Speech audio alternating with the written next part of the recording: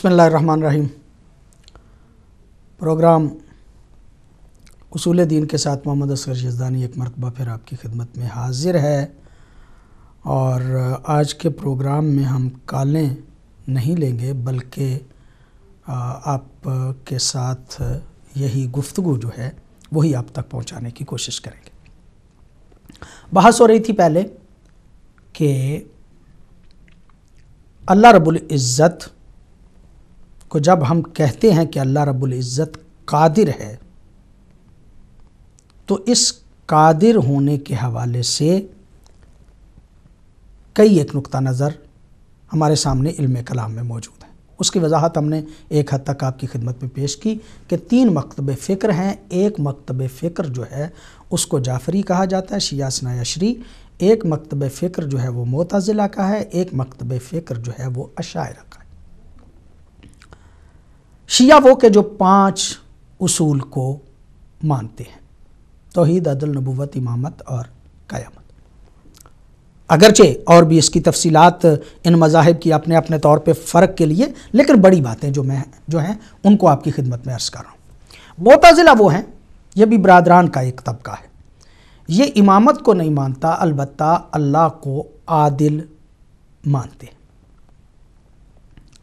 अशायरा वो तबका है कि जो 3 उसूलों का कायल है, तौहीद का, नबुव्वत का और क़यामत का। अल्लाह को आदिल भी नहीं मानते और इमामत के भी कायल नहीं है। हम ये समझते हैं कि आखिरत उसी तबके की ठीक होगी कि जो अल्लाह रब्बुल इज़्ज़त को आदिल भी माने और पैगम्बर गिरामी सल्लल्लाहु अलैहि वसल्लम के बाद पैगम्बर गिरामी सल्लल्लाहु अलैहि वसल्लम ने जो निज़ाम अपनी ज़िंदगी में गदीर खुम के मकाम पे दिया था, हज़रत अली का ऐलान किया था और बाकी का हज़रत अली ने अपने बाद, और फिर इसी तरह चलते चलते या पैगम्बर गिरामी ने हज़रत जाबिर बिन अब्दुल्ला अंसारी को उन 12 का तज़किरा किया था कि मेरे बाद 12 खलीफे होंगे, 12 जानशीन होंगे और सब के सब जो है वो हाशमी होंगे। कुल्लुहुम मिन कुरैश कुल्लुहुम मिन हाशिम जो है वो अल्फाज, और उनमें से आखिरी जो है वो हज़रत इमाम महदी आखिरुज़्ज़मान होंगे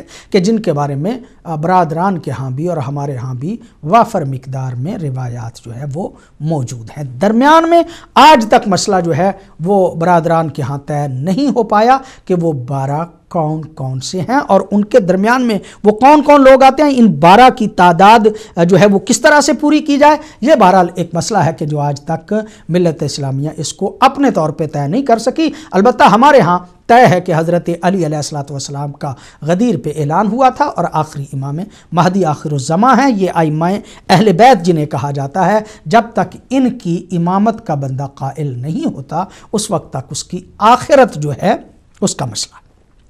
बहरहाल हमारा इस वक्त समझाना सिर्फ इतना मकसद था कि ये बात आपके ज़हन आली में आ जाए कि 3 तबके इल्म कलाम में बड़े मोतबर तबके हैं, बड़े बड़े तबके हैं। एक शिया इस्ना अशरी यानी जाफरी, और दूसरे मुअतज़िला, और तीसरे जो हैं वो अशायरा। ये मुअतज़िला जो हैं इनका ख्याल ये है कि अल्लाह रब्बुल इज़्ज़त कभी भी नहीं कर सकता और शर भी नहीं कर सकता। अल्लाह रब्बुल इज़्ज़त कादिर है लेकिन वो कभी पे कादिर नहीं है, बुरा काम अल्लाह कर ही नहीं सकता। और शर यानी कोई ऐसा काम जिसे शर कहा जाए वो भी अल्लाह रब्बुल इज़्ज़त नहीं कर सकता। अल्लाह कादिर नहीं है कभी पे भी और अल्लाह कादिर नहीं है शर पे भी। क्यों? वो फरमाते हैं इसलिए, यानी मुअतज़िला की दलील ये है, इसलिए कि अगर वो कभी करेगा तो कभी आदिल नहीं कर सकता। ये तो कोई जालिम ही है कि जो बुरा काम करे। चूंकि कभी करने वाला जालिम होता है और हम अल्लाह रब्बुल इज़्ज़त को जालिम नहीं बल्कि आदिल मानते हैं। मैंने अर्ज़ किया कि उनका नुक्ता नज़र यह है कि अल्लाह आदिल है। जब वो अल्लाह आदिल है तो वो कहते हैं कि वो जो आदिल है वो कभी करने पे कादिर ही नहीं। अगर वो कभी करने पे भी कादिर हो तो इसका मतलब यह कि फिर گویا وہ ظلم کرے گا اور وہ ظلم پہ قادر ہو گیا۔ حالانکہ قدرت ظلم کی دلیل نہیں ہے۔ قادر ہونے کا یہ مطلب نہیں ہے کہ جو قادر ہو وہ ظالم بھی ہو۔ بڑی سامنے کی بات تھی کہ جس کو سمجھنا انتہائی ضروری تھا۔ ہمارا نقطہ نظر یہ ہے کہ اللہ رب العزت قادر ہے اس پہ، لیکن منزہ ہے اس سے۔ اللہ رب العزت شر کرنے پہ، اللہ رب العزت قبیح کرنے پہ بھی قادر ہے، لیکن کرتا نہیں ہے۔ کرتا نہیں ہے، قادر ہے۔ قادر ہونا اور بات ہے اور اس کو کرنا اور بات ہے۔ اللہ رب العزت قادر کبھی پہ بھی ہے، قادر شر پہ بھی ہے، لیکن چونکہ وہ اللہ ہے لہذا اللہ ہوتے ہوئے نہ شر کو کبھی کرتا ہے، اللہ ہوتے ہوئے نہ وہ کبھی کو کبھی کرتا۔ وہ بیچارے معتزلہ اپنے طور پہ ظلم سے تو بچے، لیکن اللہ رب العزت کو انہوں نے عاجز ثابت کر دیا کہ اللہ رب العزت گویا عاجز ہو گیا، جو کبھی نہیں کر سکتا، جو اس بات پہ قدرت ہی نہیں رکھتا، وہ تو عاجز ہو گیا۔ یعنی ظلم سے بھاگے کہ اللہ کو ظالم نہ ثابت کرے، لیکن عاجز بنا دیا۔ حالانکہ پتہ ہونا چاہیے ہر بندے کو کہ عاجز بھی کبھی خدا نہیں ہو سکتا۔ ہم یہ کہتے ہیں، ہمارا نقطہ نظر یہ ہے کہ ایک مومن ہے، عام بندے کی مثال دیتے ہیں، ہم اصل سمجھنے کے لیے اس بات کو عرض کر رہے ہیں۔ ایک عام سا بندہ ہے، مومن ہے، صالح ہے، نیک پرہیزگار آدمی ہے، کیا وہ گناہ کرنے پہ قادر نہیں؟ کہا جاتا ہے کہ نہیں، قادر تو ہے۔ اچھا، قادر ہوتے ہوئے نہیں کرتا؟ گناہ کرنے پہ قادر ہے، لیکن قادر ہوتے ہوئے وہ گناہ کرتا نہیں۔ برے کام ہیں ان پہ قادر ہے لیکن کرتا نہیں۔ کیوں؟ اس لیے کہ وہ کبھی کو جانتا ہے کہ وہ کبھی ہے، وہ شر کو جانتا ہے کہ یہ شر ہے۔ ایک عام صالح مومن اگر کبھی کے قب کو جانتے ہوئے اور شر کے شر ہونے کو جانتے ہوئے اگر وہ کبھی نہیں کرتا، شر نہیں کرتا، تو اس کا مطلب یہ تو نہیں ہے کہ وہ قادر ہی نہیں ہے۔ وہ قادر تو ہے لیکن کرتا نہیں، اس لیے کہ وہ صالح مومن ہے۔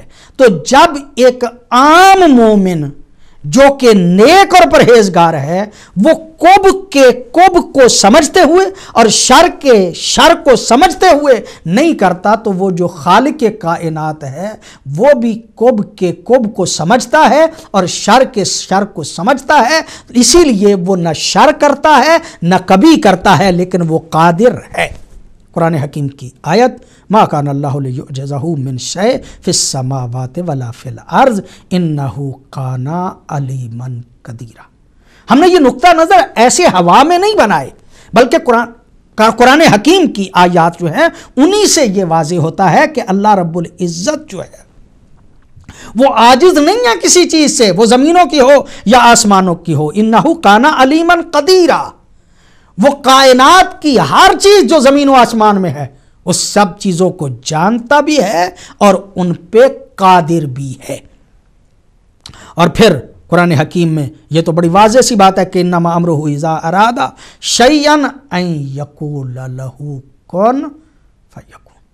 اللہ رب العزت جب کسی امر کا ارادہ کرتا ہے، کسی چیز کا ارادہ کرتا ہے، اس کا امر یہ ہے کہ جب وہ کسی چیز کا ارادہ کرتا ہے تو اس کو کہتا ہے کن فیکون۔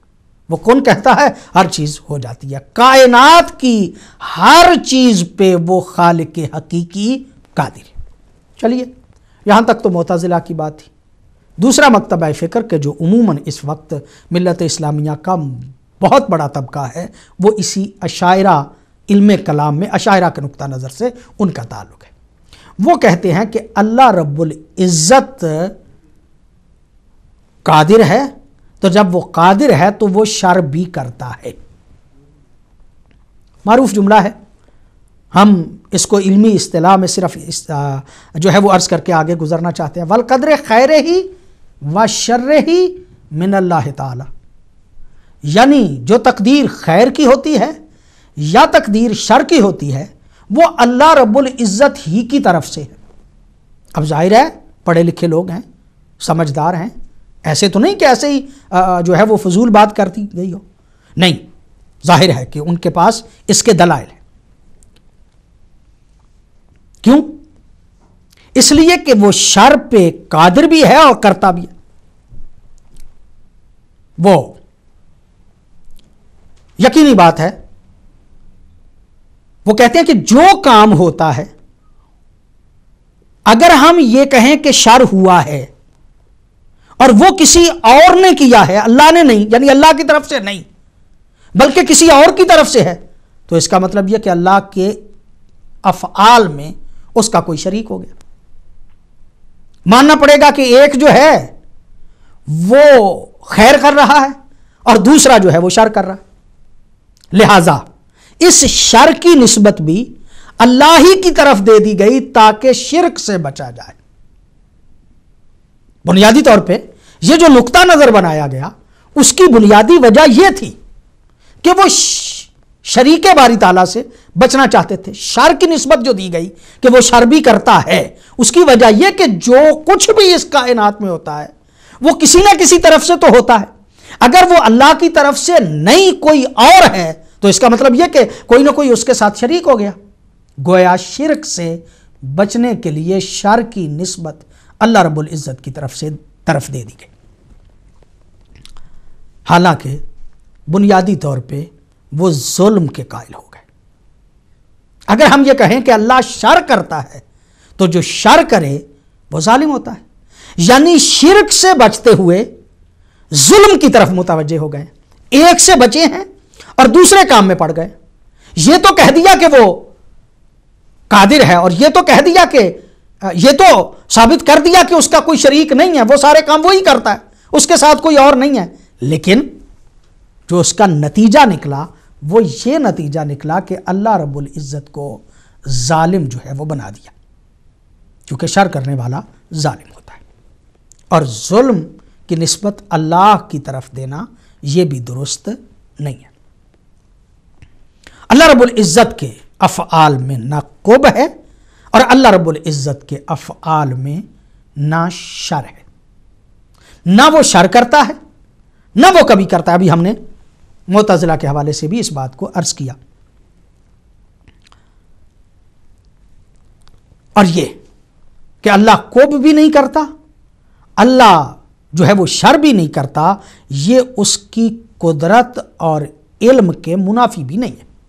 یعنی یہ کہہ دیا جائے کہ اللہ کبھی نہیں کرتا اور اللہ شر نہیں کرتا، اس کا یہ کہیں مطلب نہیں ہے کہ وہ قادر نہیں رہتا یا وہ اس کا علم نہیں ہے یا اس کی حکمت جو ہے اس کے منافی ہے۔ یقیناً اس کو علم ہے اور اس کی حکمت کے عین مطابق ہے۔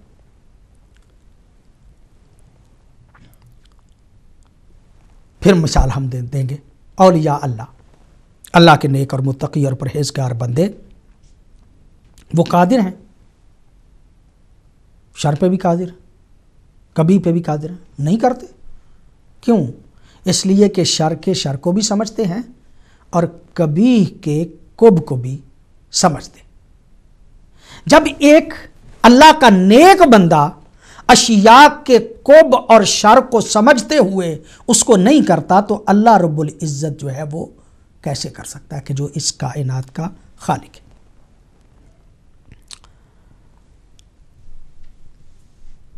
سرکار حضرت امام جعفر صادق علیہ الصلاۃ والسلام سے ایک روایت ہم آپ کی خدمت میں عرض کرنا چاہتے ہیں، لیکن یہاں پہ رک کے یہ بات عرض کریں کہ اللہ رب العزت قادر ہے، اللہ رب العزت نہ کبھی کرتا ہے، اللہ رب العزت نہ شر کرتا ہے، اس کی طرف نسبت نہیں دی جا سکتی۔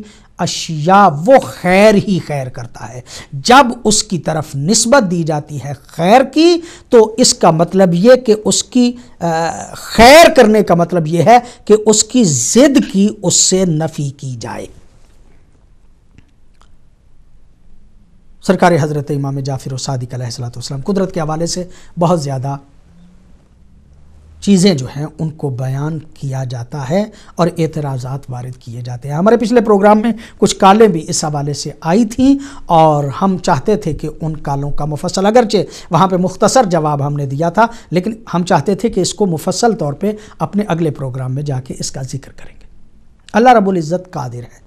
اعتراض کر دیا جاتا ہے کہ اگر اللہ رب العزت قادر ہے تو کیا وہ اجتماع النقیضین پہ بھی قادر ہے؟ مثلا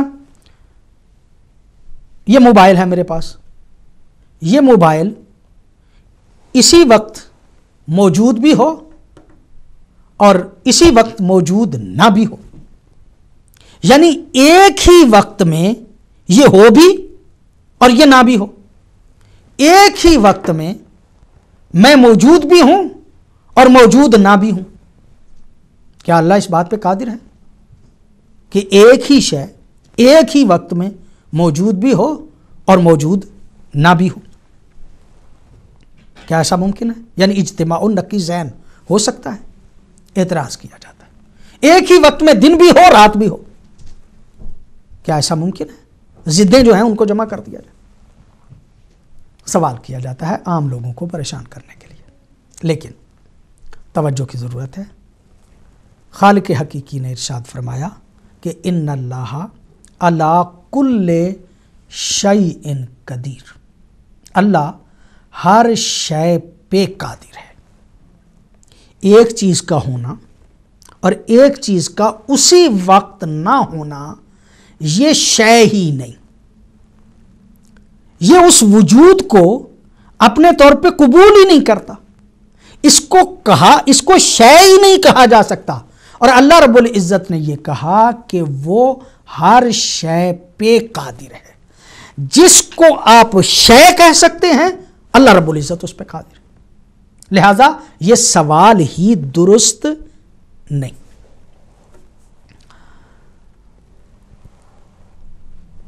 سرکار حضرت امام جعفر صادق علیہ الصلوۃ والسلام کی اس روایت کو بیان کرنے سے پہلے ہی یہ چند جملے آپ کی خدمت میں عرض کرنا چاہ رہا ہوں۔ علمی اصطلاح میں اسے کہا جائے تو یوں کہا جائے گا کہ ایک محال ذاتی ہوتا ہے اور ایک وہ ہے کہ جو ذاتی طور پہ تو محال نہیں ہے لیکن اسباب کے فراہم نہ ہونے کی وجہ سے وہ محال ہے۔ وہ کہ جو اسباب کے نہ ہونے کی وجہ سے محال ہو، ظاہر سی بات ہے کہ اس کو شے بنایا جا سکتا ہے، عدم سے وجود میں اسے لایا جا سکتا ہے، اسباب فراہم کیے جا سکتے ہیں۔ خالق حقیقی ان چیزوں پہ قادر ہے، لیکن جو محال ذاتی ہے، جو ممکن ہی نہیں، ہو ہی نہیں سکتا، اس کی ذات میں ہونا ہے ہی نہیں ہے، اس سے قدرت کا تعلق نہیں ہوتا۔ سرکار وہ بات کہ جس کو بار بار ہم آگے لے کے جا رہے ہیں، سرکار حضرت امام جعفر صادق علیہ الصلوۃ والسلام سے یہ روایت کہ ان ابلیس قال لعیسی ابن مریم، ابلیس آیا عیسی ابن مریم کے پاس اور آ کے کہا ایقدر ربک علی ان یدخل الارض فی بیضۃ، اے عیسیٰ تم کہتے ہو کہ اللہ قادر ہے، اگر تمہارا رب قادر ہے تو کیا وہ اس بات پہ قادر ہے کہ پوری کائنات کو، اس زمین کو ایک انڈے میں داخل کر دے، اس طرح سے کہ نہ انڈا بڑا ہو اور نہ کائنات چھوٹی ہو؟ کیا تمہارا اللہ اس بات پہ قادر ہے؟ فقال عیسیٰ، حضرت عیسیٰ نے ابلیس کو جواب دیا، وَيْلَكَ إِنَّ اللَّهَ تَعَالَى لَا يُوصَفُ بِعِجْزٍ، اللہ رب العزت کو عاجز تو نہیں کہا جا سکتا۔ جواب حضرت عیسیٰ نے دیا ابلیس کو، تو چاہتا ہے کہ اللہ کو عاجز کہے؟ اللہ کی صفت عاجز نہیں ہے، عاجز اللہ نہیں ہوتا، اور وہ اللہ جس نے اس کائنات کو بنایا ہے، اس زمین کو پھیلایا ہے، اور وہ بندہ کہ جو اس انڈے کے بنانے پہ قادر ہے، وہ یقینی طور پہ بھی اس بات پہ قادر ہے۔ ابلیس چلا گیا، سرکار حضرت امام جعفر الصادق علیہ الصلوۃ والسلام ارشاد فرماتے ہیں، دوبارہ جب حضرت امیر المومنین کا دور آیا تو پھر ابلیس حضرت علی کے سامنے آیا اور آ کے کہا، حال یقدر ربک ان یدخل الدنیا فی بیضۃ من غیر ان تصغر الدنیا او تکبر البیضہ۔ یا علی تم بتاؤ، تم بھی کہتے ہو کہ تمہارا رب قادر ہے، اگر تمہارا رب قادر ہے تو کیا وہ اس بات پہ بھی قادر ہے کہ کائنات کو انڈے میں بند کر دے اس طرح سے کہ نہ انڈا بڑا ہو نہ کائنات چھوٹی ہو؟ سرکار نے ارشاد فرمایا کہ یہ محال ذاتی ہے، اللہ کو عاجز کے ساتھ نسبت نہیں دی جا سکتی۔ وہی جواب کہ جو حضرت عیسیٰ نے دیا تھا، حضرت نے بھی دیا کہ اللہ تبارک و تعالی لا ينسب الی العجز، اللہ رب العزت کو عاجز تو نہیں کہا جا سکتا۔ والذی سالتانی، لیکن وہ چیز جو تو نے پوچھی ہے وہ اس کی مثال سرکار نے ایک دے کے اس کو سمجھانے کی کوشش کی کہ جس مثال کو تو نے کہا ہے اس کی تمثیل میں دے سکتا ہوں، ورنہ یہ ایسا کام ہے کہ جس کا ذاتاً ہونا جو ہے وہ درست نہیں ہے، لیکن اس کی مثال جو ہے وہ سمجھا سکتا ہوں میں کہ جب اللہ رب العزت بہت چھوٹی سی آنکھ کی دیری میں جب بندہ دیکھتا ہے تو اتنے بڑے منظر کو سمو سکتا ہے، تو اللہ رب العزت اتنے بڑے انڈے میں کائنات کو نہیں بند کر سکتا۔ اور پھر کہا گیا وَتَمْثِيلُ بِدُخُولِ الدُّنْيَا فِي الْبَيْضَاءِ فَهُوَ لِحُكْمِ ذِكْرِنَا فِي مَصَابِيحَ الْأَنْوَارِ۔ اور پھر ارشاد فرمایا کہ جب یہ ایک مختصر سی دھیری میں اتنا بڑا منظر جو ہے وہ آ سکتا ہے، تو انڈا تو پھر بڑا ہے، انڈے میں تو بہت زیادہ چیزوں کو سمویا جا سکتا ہے۔ البتہ جو تو نے کہا وہ اس طرح سے نہیں ہو سکتا کہ انڈا بھی اتنا ہی رہے اور کائنات جو ہے وہ بھی اتنی ہی رہے اور اس کو اس میں سمو دیا جائے۔ دوسری صفت خالق حقیقی کی جس کو ہم آج آپ کی خدمت عالیہ میں عرض کرنا چاہتے ہیں وہ یہ ہے کہ اللہ تعالیٰ اپنے افعال میں با اختیار ہے۔ خالق حقیقی مجبور نہیں ہے، خالق حقیقی اپنے افعال میں یہ نہیں ہے کہ اس سے خود بخود ہوتے جا رہے ہیں، نہیں، وہ پوری طرح سے مختار ہے، وہ پوری طرح ارادے سے کرتا ہے۔ وہ چاہے تو کرے، چاہے تو نہ کرے، اسے کسی نے مجبور نہیں کیا کہ ضرور یہ کام کرے ہی، اور ایسا نہیں ہے کہ اس سے یہ کام ہونا ہی ہونا ہے، وہ مضطر نہیں ہے۔ بعض اوقات یہ جملے کہہ دیے جاتے ہیں کہ اللہ مجبور تھا اس کام کرنے پہ، اللہ مجبور تھا، اگر اسے نہ پیدا کرتا تو کیا کرتا۔ یہ جملے درست نہیں ہیں۔ اللہ رب العزت کسی کام میں بھی مضطر نہیں ہے، اللہ رب العزت کسی کے پیدا کرنے پہ مجبور نہیں تھا۔ اللہ رب العزت کی طرف مجبور ہونے کی نسبت دینا غلط ہے۔ مثلا سمجھانے کے لیے کہا گیا، پہلے بھی ہم نے اس بات کو عرض کیا، جس طرح آگ ہے، آگ کے لیے جلانا ضروری ہے، آگ ہو اور جلائے نہ، ایسا ممکن نہیں ہے۔